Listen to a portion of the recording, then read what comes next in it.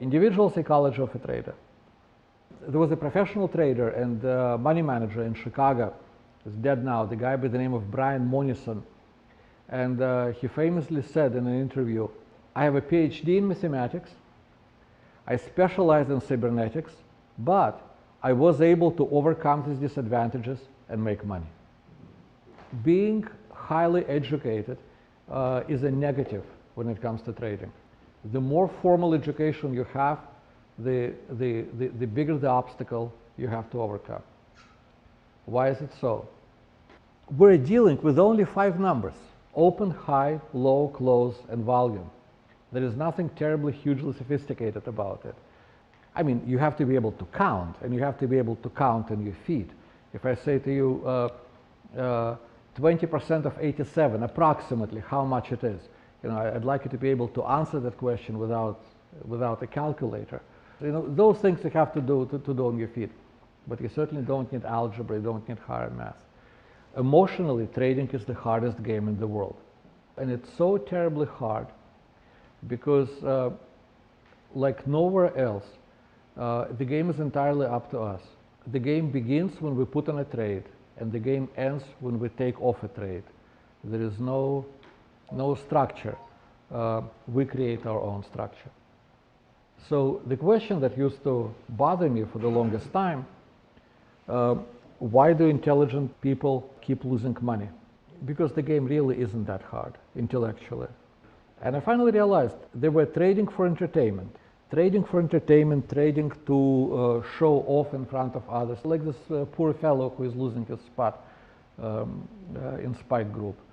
Entertainment, to escape from the dullness of everyday life. What do we do about it? Well, the easiest time to talk about discipline is today, because it's a Sunday, markets are closed. Everybody is so disciplined. But let me see how disciplined you're going to be tomorrow morning when ticks start coming in. And that's, by the way, where record keeping will come in place. Later today we will be talking about how important it is to write down your plan and then just work from your plan. One of the problems that people have with trading and with life in general is being mindless, just doing things because that's how we're used to doing things. But the important thing is to be mindful of what you do, paying attention.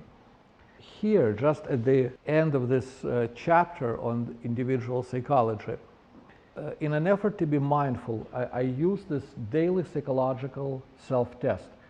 In the morning, when you prepare to trade, you've got to ask yourself, how ready am I to trade? Because you, your mind, your personality are very much parts of trading success or lack of such. And so I use this 5-line thing. How's my physical? How am I feeling physically? If I'm feeling unwell, 0 points. If I'm okay, 1 point. If I feel just full of energy, 2 points. We'll be coming back to this five-point business several times today. There was a woman here in New York. Her name was Virginia Apgar. And those of you who have anything to do with medicine probably heard about the Apgar score. And a child is born, a baby is born, and baby has to be very quickly evaluated. Is it okay or is it not okay? If it's okay, just wash it up and put it into general care. If it's not okay, get some help, and or some cases you have to call a reanimation team. And Dr. Apgar developed a 5-point objective test that anybody can administer. You don't have to be a physician to do that.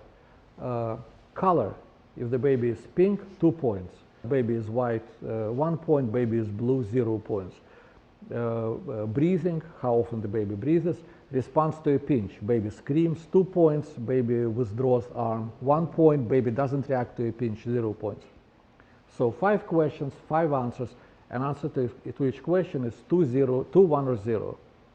And if the score is 7 or higher, baby is fine. If the score is 4 to 7, it's trouble. Below 4, we really have a major trouble. And in any case, the value of a simple test. So I ask myself, how do I feel physically? How was the previous day? If I lost money, 0, mixed or no trade, 1. If I won money before, 2 points. How prepared do I feel?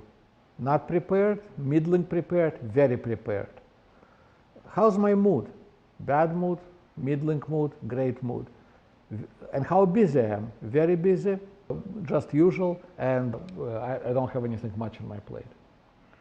It takes me less than a minute to take this test. I score myself, and if my score is 4, then I should not be trading. If my score is 5 to 6, be careful, 7 to 8 is great.